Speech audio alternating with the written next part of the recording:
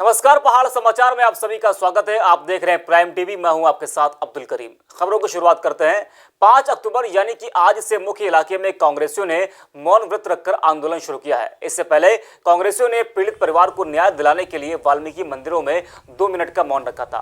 कांग्रेस प्रदेश अध्यक्ष प्रीतम सिंह ने कहा कि हाथरस घटना की जितनी निंदा की जाए उतनी कम है। जब से भाजपा सरकार आई है तब से देश में अपराध बढ़े हैं। उत्तर प्रदेश में लगातार महिलाओं पर अत्याचार हो रहे हैं। बेटी बचाओ बेटी पढ़ाओ का जो नारा दिया गया था, ठीक उसके विपरीत जो है सरकारें आचरण कर रही है। और आप देख लीजिए जिस तरीके से हाथरस और बलरामपुर की घटनाएं घटित हुई, युवतियों से सामूहिक बलात्कार होता है और उनकी बाद में हत्या करने का प्रयास किया जाता है।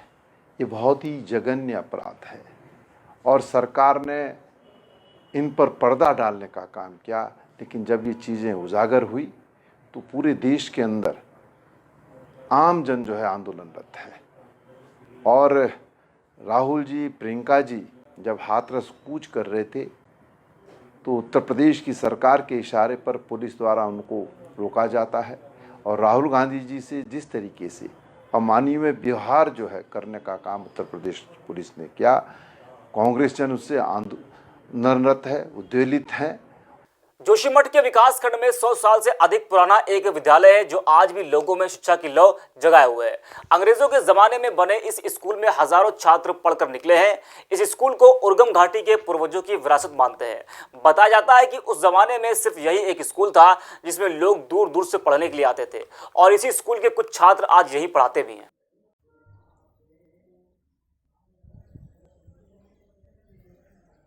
मैं जयदीप इस स्कूल में 1992 में मैंने दाखिला लिया था और जब ये स्कूल बना था तो अंग्रेज़ों के ज़माने में हमने सुना कि अंग्रेज़ों के ज़माने में ये स्कूल बना है।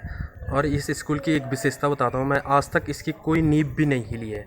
जब इसकी स्थापना दिवस जो है तो ये 1914 में इसकी स्थापना हुई थी।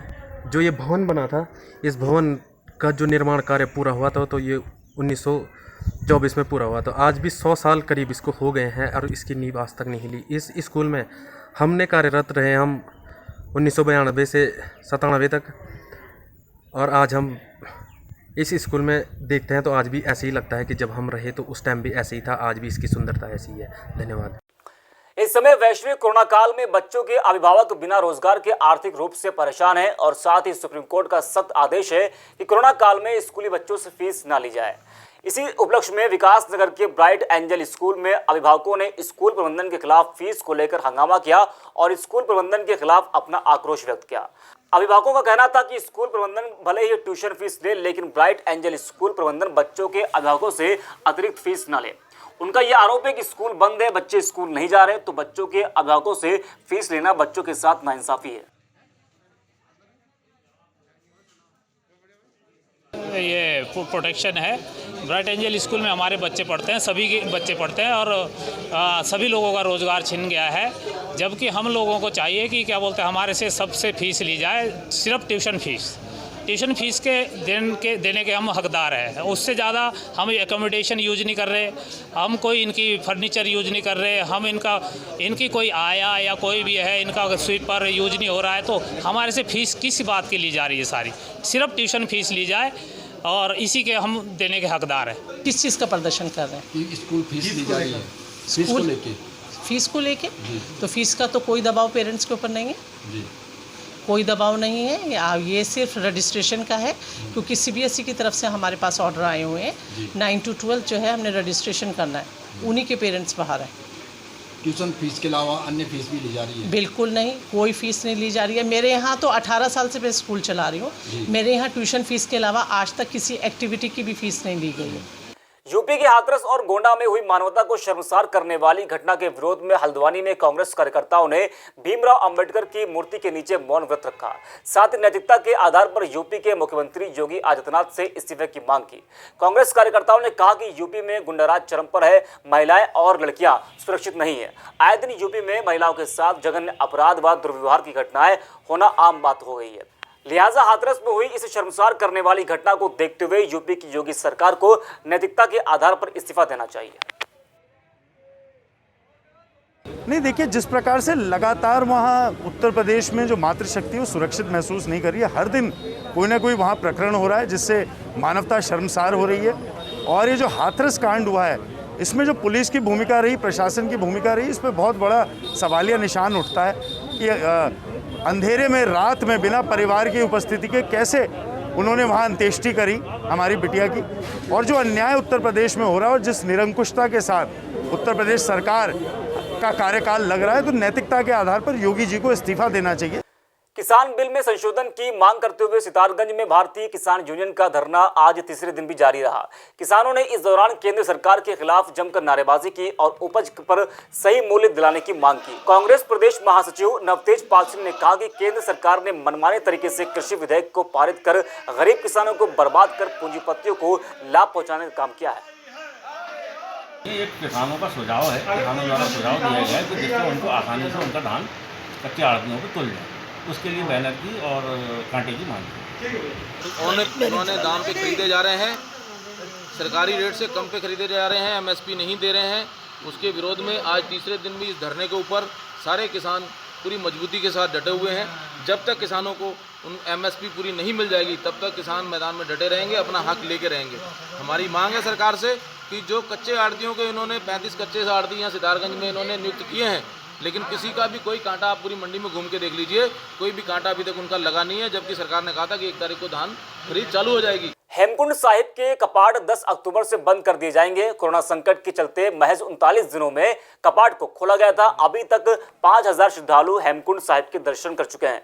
इन दिनों हेमकुंड साहिब में मौसम काफी अच्छा है। कोरोना काल होने के कारण शुरुआत के 4 महीने तक तीर्थयात्रियों के लिए कपाट बंद रहा था।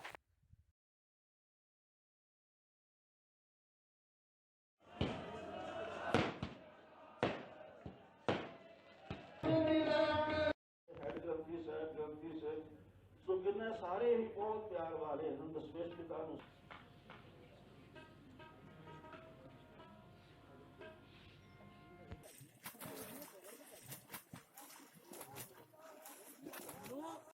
वाहिगुरु जी का खालसा, वाहिगुरु जी की फतेह। 4 सितंबर 2020 से श्री हेमकुंड साहिब की यात्रा आरंभ हुई थी और 10 अक्टूबर 2020 को समाप्ति होगी। अब तक मानिए कि 5 तारीख तक लगभग 6000 के करीब यात्रियों ने दर्शन किए हैं और अभी 3-4 दिन और हैं। वो आशा करते हैं, उम्मीद है कि वाहिगुरु कम से कम भी 1,500-2 हज़ार यात्री अभी और आएंगे। रुद्रप्रयाग जिला कांग्रेस कमेटी के सदस्यों ने हाथरस की दलित बेटी को न्याय दिलाने के लिए मौन रखकर धरना दिया। जिला अध्यक्ष ने कहा कि जो सरकार चिल्ला चिल्ला कर कहती थी बेटी बचाओ बेटी पढ़ाओ, उन्हीं के राज में आए दिन बेटियों के साथ बलात्कार और हत्या हो रही है।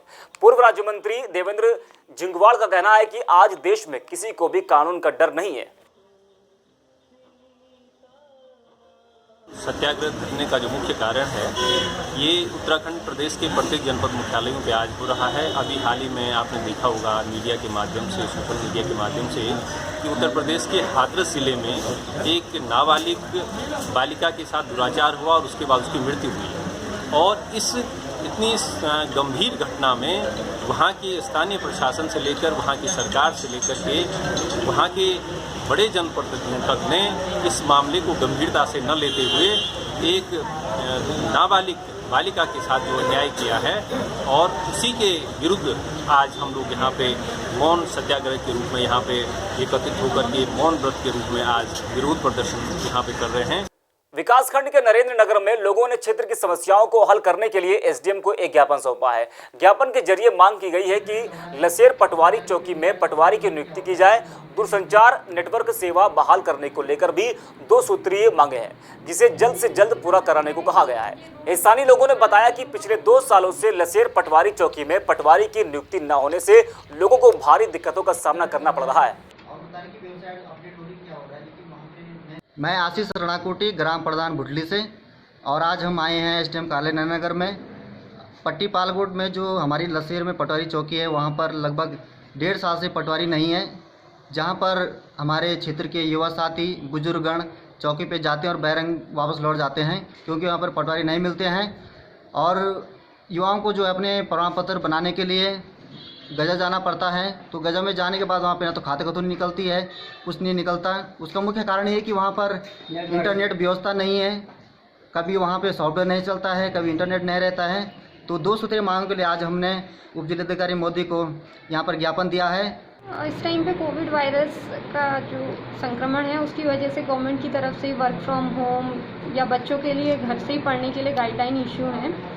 तो आजकल इंटरनेट और नेटवर्क का प्रयोग बढ़ गया है। गजा क्षेत्र के लोग अधिकतर BSNL की सर्विसेज का यूज़ करते हैं। इस टाइम पे रोड वाइडनिंग के वर्क के कारण टाइम पर उनकी OFC केबल कट जाती है। तो जो आज गजा के पालकोट क्षेत्र के लोग आए हैं उनकी समस्या यही है कि तहसील में नेटवर्क काम नहीं कर रहा है। तो उसके लिए हम BSNL को इसमें पत्राचार करेंगे और कोशिश करेंगे कि टाइमली इनको सर्विसेज अवेलेबल हो जाए। पहाड़ों में सबके फेवरेट मसूरी में पर्यटकों की भारी भीड़ जुटने लगी है। हजारों की संख्या में पर्यटक मसूरी में घूमने के लिए पहुंचे हैं।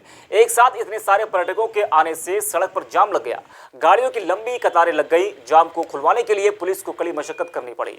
वहीं केम्पटी फॉल में पर्यटकों की भारी भीड़ देखने को मिली। पर्यटकों ने केम्पटी फॉल का भरपूर आनंद लिया। इतने सारे पर्यटकों के आने से व्यापारियों के चेहरे पर खुशी दिखाई दी।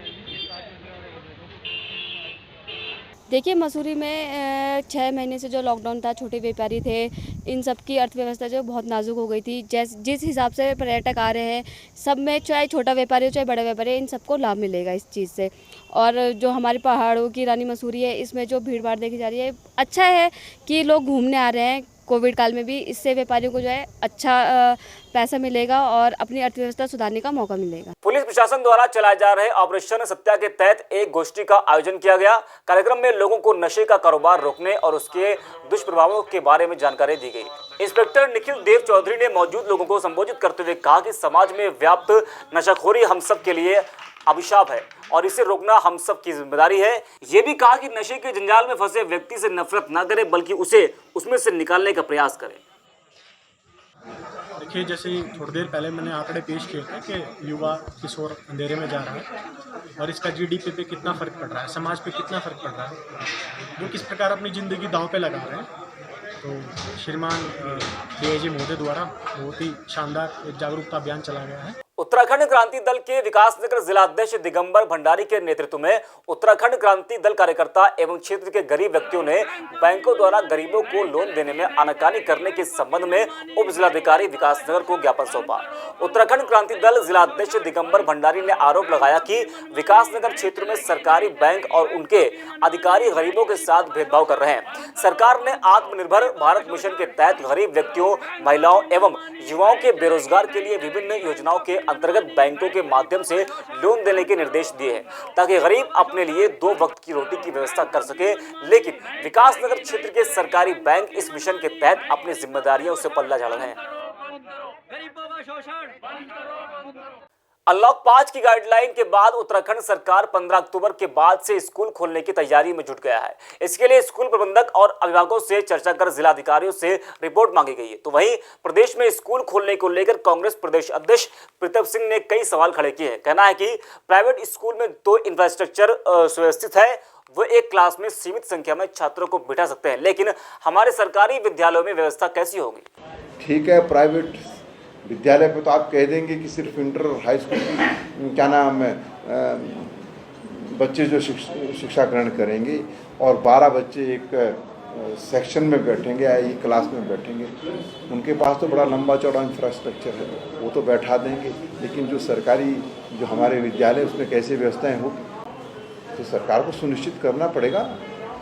आपको वहाँ पर सैनिटाइजेशन की व्यवस्था करनी पड़ेगी, आपको वहाँ स्क्रीनिंग की व्यवस्था करनी पड़ेगी और कक्ष हैं उसकी व्यवस्थाएं करनी पड़ेगी। आप देख लीजिए, जब हाई स्कूल और इंटर का हम जिक्र करते हैं तो फिर प्रयोगशालाएं भी जो है खुलेगी, उसमें भी बच्चे जाएंगे। तो क्या ये संभव है? हो पाएगा? ये व्यवस्थाएं सरकार करे और खोले, हमें कोई आपत्ति नहीं। कोरोना को मात देकर विधानसभा अध्यक्ष वापस अपने घर आ गए हैं। 14 दिन का समय पूरा करने के बाद विधानसभा अध्यक्ष वापस लौटे हैं। विधानसभा अध्यक्ष ने बताया कि इस कोरोना वायरस के चलते वो इस बार विधानसभा सत्र में नहीं आ पाए।